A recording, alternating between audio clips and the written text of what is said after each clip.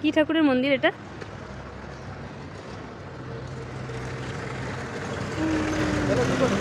সালের পুরনো ঠাকুরমশাই,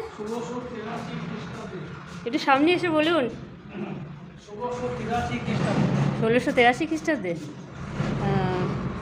খুব সুন্দর, অপূর্ব দেখতে রাধা মাধব, দারুণ লাগলো।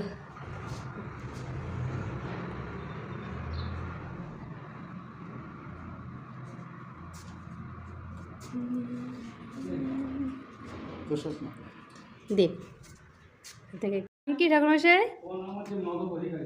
আচ্ছা, কত বছর ধরে পুজো করছেন আপনি? 43, 46। বাহ,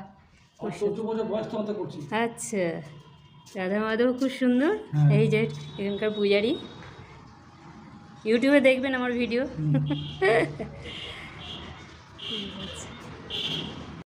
1683 সালে এই মন্দির প্রতিষ্ঠিত হয়েছিল জয়দেবে। তো জয়দেবের মেলা এখন হচ্ছে না।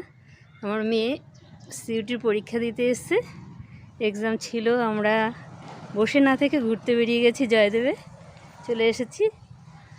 আর এখানে এই পুরনো মন্দির দেখে ঠাকুরমশাইয়ের সাথে কথা বলে খুব ভালো লাগলো। অনেক পুরনো মন্দির, রাধা মাধবের মন্দির। হে রাধা মাধব, তুমি সকলকে ভালো রেখো।